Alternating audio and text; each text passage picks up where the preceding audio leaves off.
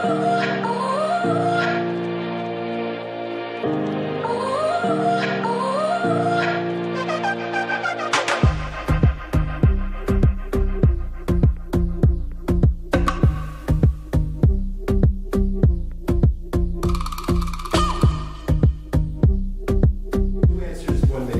answers, 1 minute each. So Scott, Lou, I'll have you respond, and Scott, I want to hear about. Can do a 1 minute answer. Lou, 1 minute answer. You know, I want to give it a different perspective. I respect everything that was said here tonight, but I want to bring you the perspective of the people that have diversity as their face. That they can't take that off, that we have to live in those situations. So if you're a millennial and you're a Muslim and you realize that the schools that you went to don't have your food, or they don't even acknowledge your religious holiday. If you're African American and you realize that your school districts are underfunded, and the reasons for that are done on purpose. If you're Latino, you don't know Spanish, but yet you are the negative face of immigration, and you're a millennial. What does that say about your country? Think about it from that perspective. We have 33% of our county's population that deal with that on a daily basis. And I just want to let you know, legislator Dennis Dunn is the first Latino ever elected to the county legislature. Most of you might not know that. He's Puerto Rican. I didn't know that. Did you know that? Oh, you are? Very good. And so the main component to that is that it just being Latino or being a minority is not a state of mind. It's a state of life. And that gets impacted in two components. The way people perceive you and the way you perceive people perceive you. And at the end of the day, the diversity in our entity is what makes us stronger. That's what's going to break barriers. But millennials are not engaging from the diversity side because of those negative things that I just told you about. Imagine living in Hicksville, which a lot of people who are Muslims live in Hicksville, and your congressman does not like you and targets you, and that's the way you feel, that you cannot engage him as a fellow American, and yet you're an American from Hicksville. That's not cool. And those are the things that I deal with and I listen to. I just wanted to bring that diverse point to light. Thank you very much. And I'm closing my eyes, and you should really do book voiceovers because your voice is very soothing. And I don't know if you consider that. You can listen to me on elvianoradio.com. So we're gonna do two things here. Larry Lee's gonna take over. It's great that we have these young people up here, the two youngest on the panel, that are so impassioned about politics and government. But the truth is, and I live in Manhattan, sometimes I can't even get my own friends to come to a political event because most people are apathetic.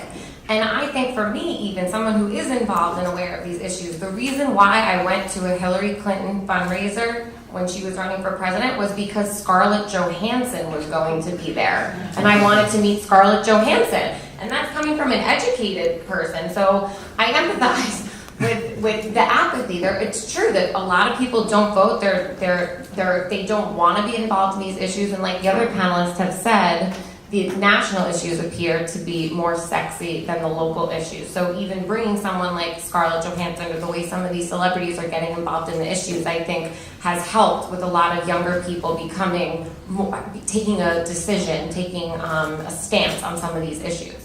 Josh is bringing Scarlett Johansson to his next I am. Actually, my next letter. My mother's unfortunately my day for this evening. I'm going to have Nikhil start us off on Q&A with Larry Levy. Thank you very much, everybody. Thank you. Okay, yeah, and you'll get the first answer. My name is Phil Dalton. I'm a professor here. I teach political communication. I'm also active with the Huntington Democrat.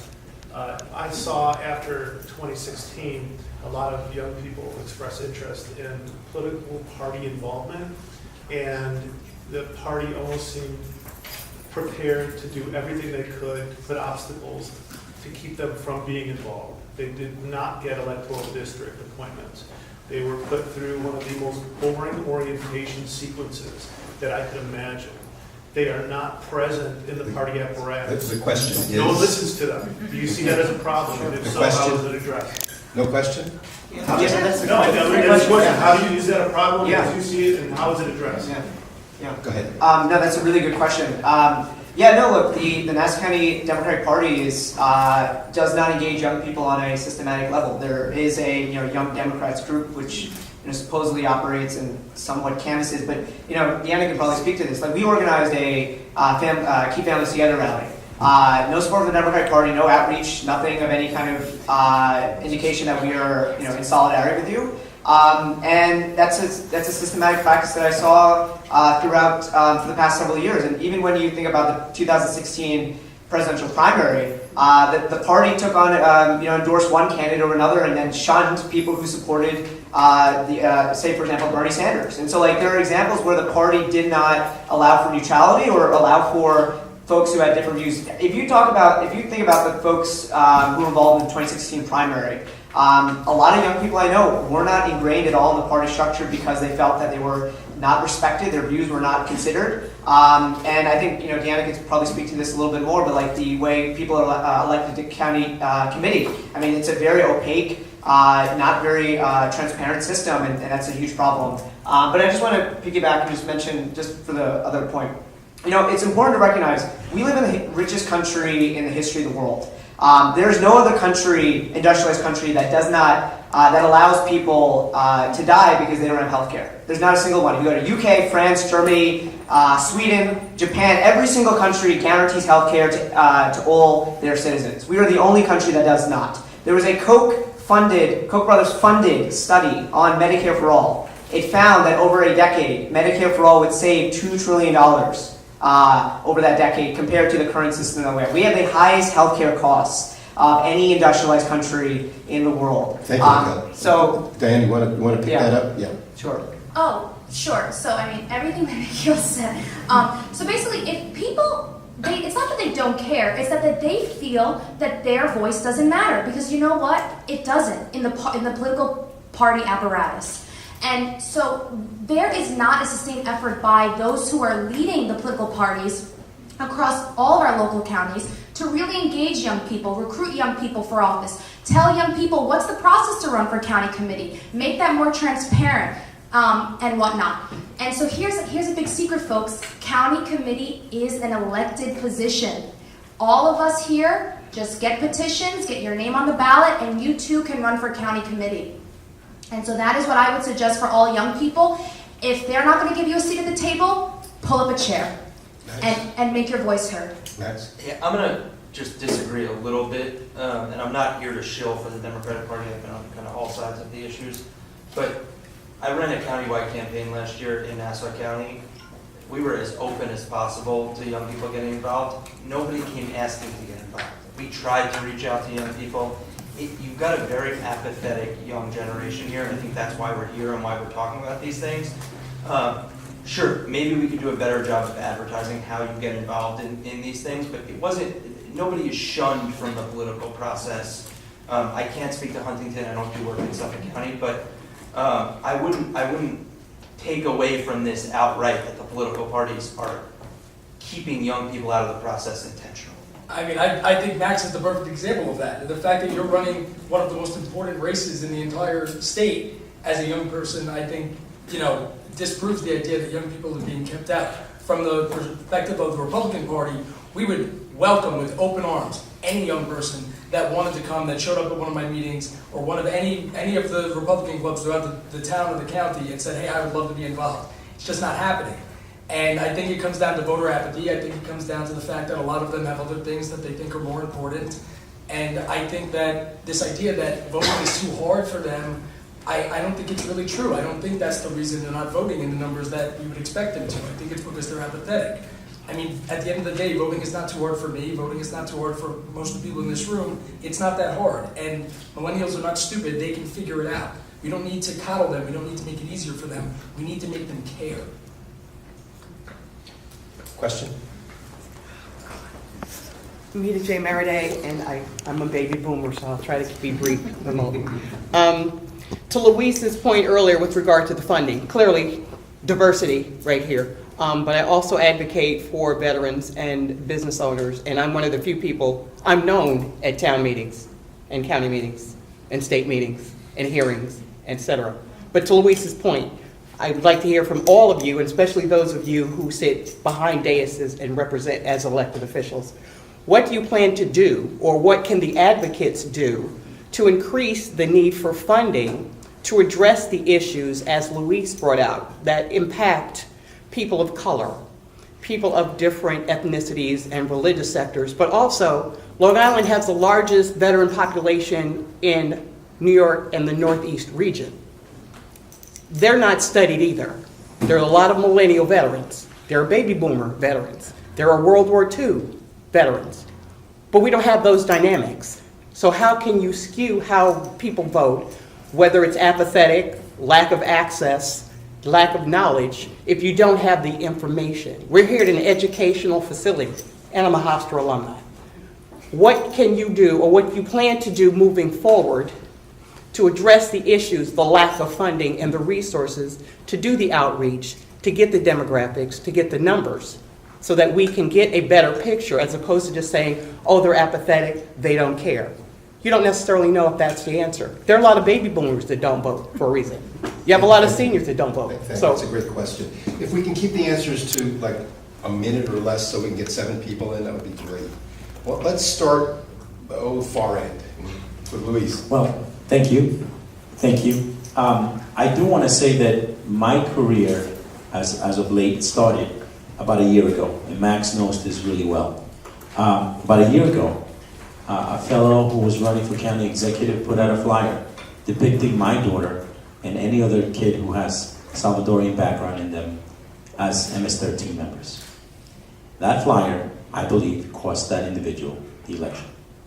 We know that because people decided to go against hate.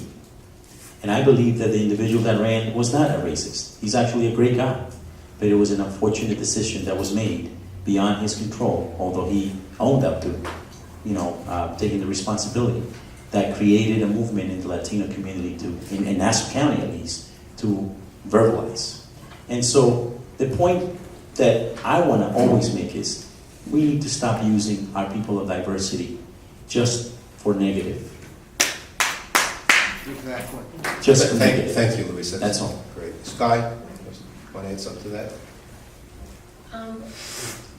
I know, let's have elected speak on that. I mean, I come from the Manhattan perspective. It's very diverse, more in the city, and I'm inspired by the different elected officials that are in the city are from all shapes, sizes, colors, and backgrounds. It seems more at the city council level where there are a lot of young people, and someone like Alexandria Ocasio-Cortez, whether or not you agree with her politics, I think objectively it's cool that there's a 28-year-old that overthrew a guy that's been there forever. And the same can be said for Julia Salazar, another girl that came out of nowhere, whether or not you agree with her politics, to beat an incumbent like that.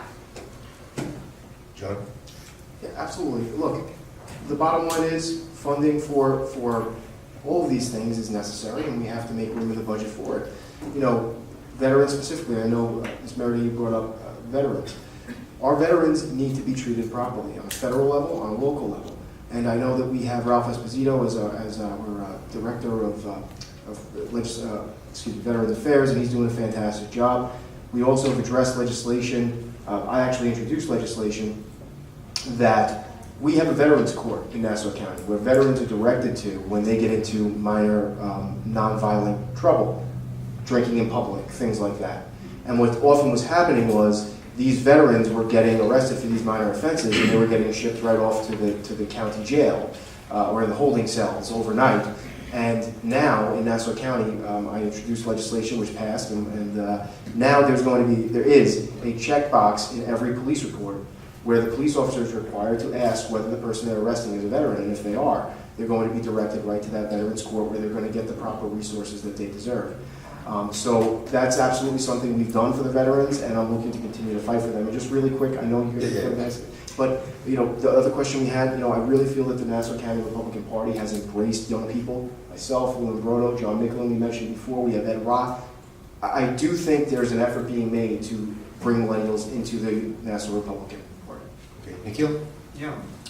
Just very briefly, I would just say, one thing that I found really quite striking and powerful about Stacey Abrams, who's running for governor in Georgia, is that she's done a lot of legwork in reaching out to minority communities of color before she decided to run for governor. I think when we talk about diversification of the power structure and giving people of color a greater opportunity in the political process, It really starts by engaging with people on a very personal, intimate level. That's the reason why Doug Jones won in Alabama. They went door to door. They went to churches. They went to VFW halls. They talked to people about the issues that matter to them. Alabama voter ID laws.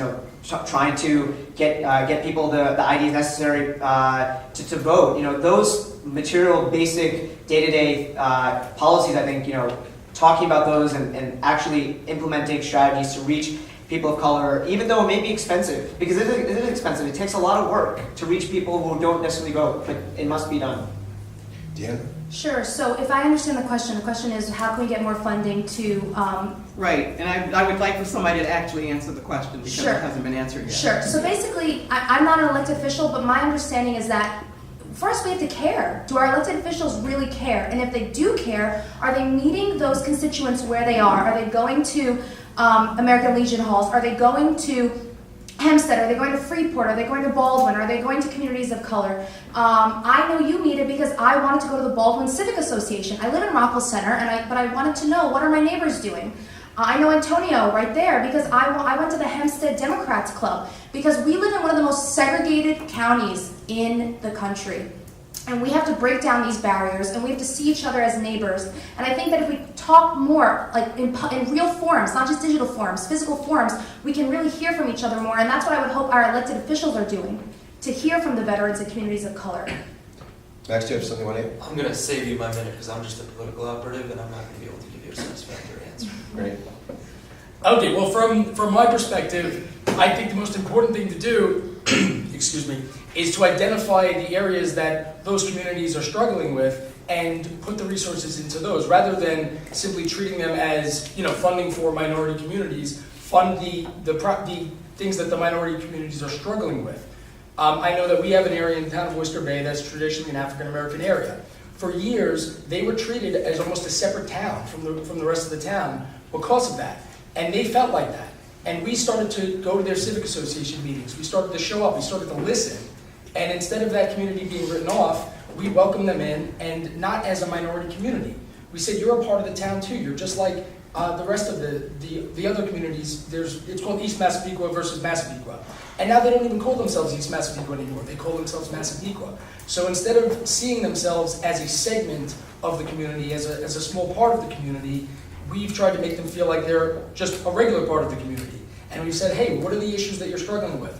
One of the main issues in their community was zombie homes. So we've taken aggressive action to combat zombie homes so that we can improve their quality of life so that they don't feel like they're a different town, so that they feel like they're just like the rest of the town.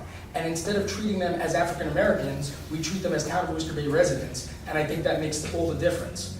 As far as the veterans, we actually have a veteran services department that assists veterans with getting all of the services from other levels of government, such as the VA, and interfacing with all of the other government. We have experts that are, many of them veterans themselves, that assist veterans, that counsel veterans, that coach veterans, and help them apply for various services. We don't have funding as a town for those services, but we help them apply for federal, state, and other local grants and benefits. Very quick, I'm curious if in your new engagement in East Massapequa, you found that there's a different level of engagement from the so-called millennials versus the older other voters. Well, no, not really, because most of the people that are very active in the civic groups in that area are older.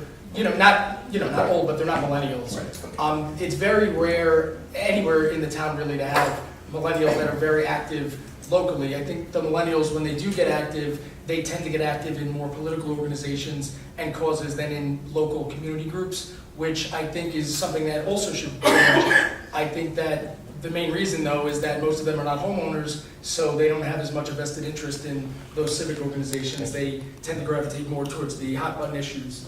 And that'll change over time as they start to buy homes. Interesting. Daphne? It does matter, and that's why they have to vote.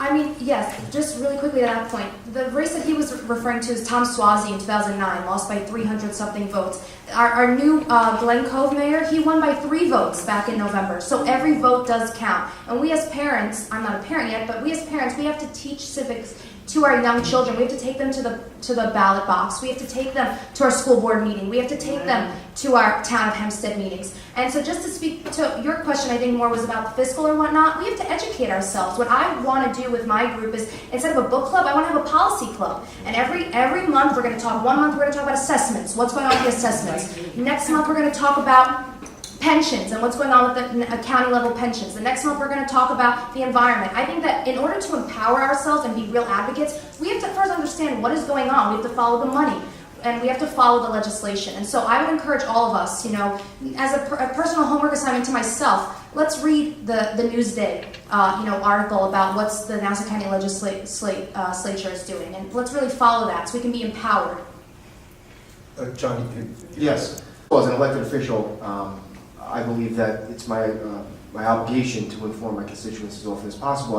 I've held town hall meetings. I've only been in this position for less than a year, but I've held town hall meetings. I have 2 scheduled in November specifically on the reassessment issue. But I think a tool that we have as elected officials, specifically that millennials really engage with, is social media.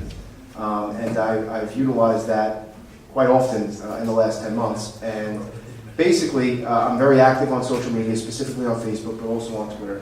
And I find that millennials really respond to that, whether it's sharing it, liking it, to that event, to that extent. And I really think that's a tool that there are a lot of veteran elected officials that are completely ignoring that. And I think that that's certainly something that millennials are tuned into. And just going back to votes mattering, I had a primary prior to my general election, and only 1,100 people voted in the entire primary. So if you look at a district with approximately 80,000 people in it, roughly 55,000 registered voters, granted, only Republicans could vote in that primary because it was a Republican primary, but my district is mostly Republican, registered Republicans. Only 1,100 people voted. And I gotta say, it's gotta be the highest percentage of millennials because of a lot of my high school buddies. So. Larry, if I may, on the funding Sure. side, I understand the educational component, but it's also sometimes funding is used as an excuse in minority communities to give them the ability to say we don't have. Perfect example of that is the least funded county agency and the most important agency in the county is the Nassau County Office of Minority Affairs. Right? They manage at least $600 million worth of opportunities for the minority communities. And if that agency was effective, if that agency had a staff of at least 7, it only has 3 right now with no executive director. If that agency was staffed properly, we could create local jobs so that people don't have to worry about funding. And that is the part that I really, as a long-time county resident, bothers me, that we're not prioritizing where we fund to impact everyone in the county, not just some. Thank you, Luis. We have this gentleman had his hand up My before. comment is that all the conversation that I've been hearing, and in reference to millennials and what have you, somehow leads to home ownership, right? In the sense that the issues that you're dealing with, it's because they're not a homeowner, certain things are not of interest to them. I think we need to speak to the issues of the millennials, and it may not include property taxes or school board or any of those things because they don't have kids right now or whatever the case is, right? The other thing has to do with what happens after November 6th. Does everyone shut up and shut down? We're voted and that's it? Do we continue conversations like this every 3 months? Yes. So that people can understand the issues? So is the campaign process, the education process, does it shut down? Is there a way of making this a year-round educational and outreach effort? Anybody want to take, Matt, you're the operator. How do you get people to do this year-round and to peak interest for 2 years later? I think the national landscape is going to do that for us to a certain extent. This is going to be a unique time in history, having nothing to do with the people who are serving, but just the way that our politics works now. Presidential campaigns start 2.5 years early, which is insane, but they do. So you're going to see an election on November 6th. No matter what happens, you're going to see 25 Democrats come out by January, February, and say they're running for president in 2020. So you are going to see this conversation continue.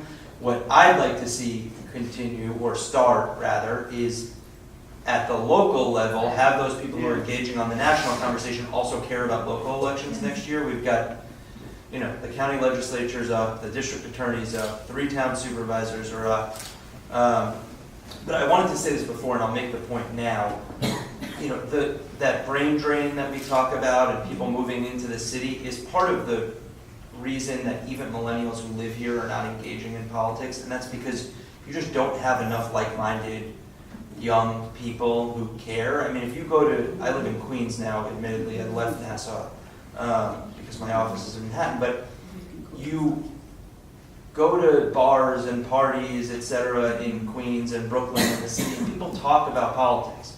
They don't do that in Nassau County. They don't do that in Suffolk County, and it's because we just don't engage them, and you know, it's that whole chicken or the egg. Should we engage them first, or should they engage themselves? My hope is that the national conversation will make people care about the local conversation and realize that all politics matters. Yeah. Sky, you've organized on this level. Yes. So now I'm a district leader, but before I was the vice president of the Lexington Democratic Club in Manhattan. And these are issues we meet on a monthly basis. We have hundreds and hundreds of members, and we have Congresswoman Carolyn Maloney comes and does a town hall style Q&A with anyone in the room that wants to come. And we do that with our local elected officials, from council member to state to Congress to federal. We have these elected officials come on a monthly basis and do Q&A with the community. And what I've done is encouraged happy hour events. So that gets people from all ages to come and have a drink and socialize and talk about some of these issues. So it is something that I know that we do in Manhattan and throughout the boroughs. There are clubs that do these types of activities. If I can make one So more. we need happy hour political clubs on one. They don't exist. If I can make one more point, happened. is that I think the other problem and the reason young people don't vote is that your vote doesn't matter mentality, and that comes because we've got gerrymandering and we don't have term limits, and so elected officials just stay in office for way too long. And as a result, people think their vote doesn't matter because the power of incumbency is preeminent, and incumbents are going to get elected no matter what. So there should be a conversation about gerrymandering and a conversation about term limits in the absence of fixing gerrymandering. Yeah, very quickly, just to his point about gerrymandering, I challenge all of you to Google Nassau County Legislature and see how horrendously gerrymandered those districts are. They're not gerrymanders, they're gerry monsters. And they have tentacles that go into all different corners that are meant to suppress people. So to your point really quickly, how do you engage past November 6th? You're not a politician, you're a public servant. And so what you should be doing is constantly going to your community and listening, holding town halls, and engaging them and going in a two-way situation, listening to them and then also sharing with them and getting them excited about what your initiatives are. So that's what I hope public servants do. I totally agree with Deanna's last statement, and that's what I'm trying to do with these town hall meetings, with social media. You know, we're here talking about politics and voting, but something that actually legislator Dunn in 1999 told me was, good government is good politics. So when you hold these town hall meetings like I'm doing, I'm sure the councilman is interacting with his constituents as well, as is Josh Lafazette, you're not talking about politics. You know, I don't hold town hall meetings and start talking about, you know, vote for me. That's not the point of it. It's so people can ask me questions, similar to what we're doing right now, about what's going on in government, about things that are going on in the district. And I truly believe that by serving your constituents well, by informing them, being there for them when they have these questions, that will in effect be good politics. But just going back to one other thing that Deanna said, you know, let's just make it clear that there are a lot of funky districts throughout all the state of New York. And you But can, I hope we can pass something on the county level One about second. independent districting. You could also look at the New York State Senate districts, the Assembly districts. You can look at the districts that were passed 10 years prior to the last districts in the county legislature. This is something that's going on throughout the country. So definitely do your research on all levels. Yeah, it's Please all quickly. horrible. Yes. Please quickly. For me, every other Wednesday, 220 Old Country Road, lower level is our office. We have capacity seating for about 45. We engage there. Free We will food? be there. Free food? Free food. And now I know that I now will get permission from my wife to go to bars to engage millennials. I just want to add, can I add one thing? Sure, absolutely. The question was, does the education process continue continue after election day.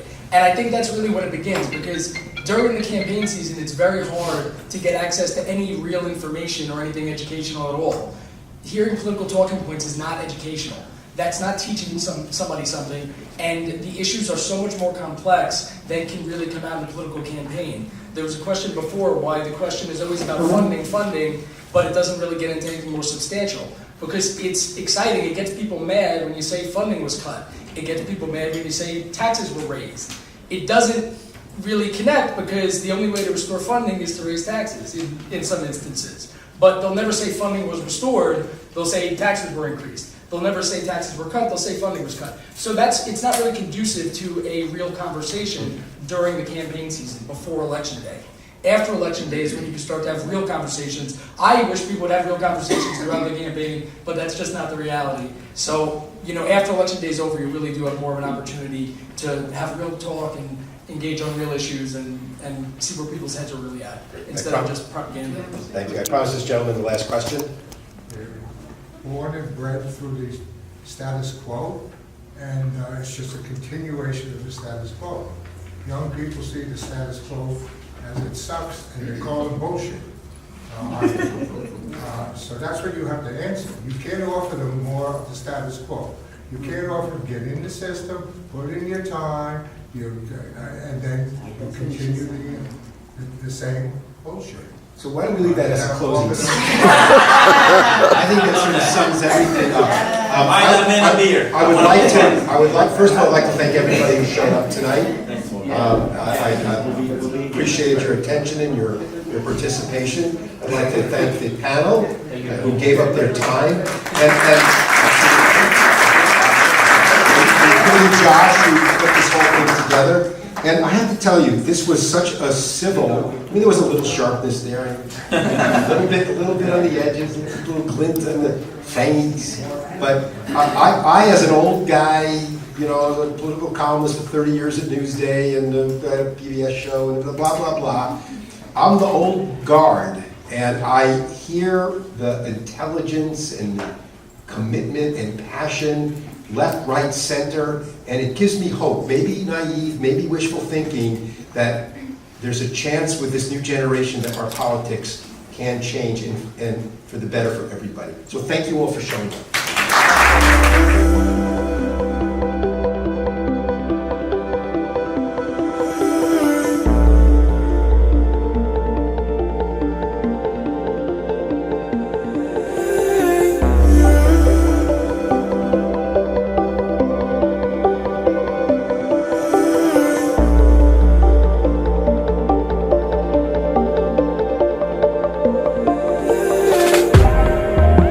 Water seeps through the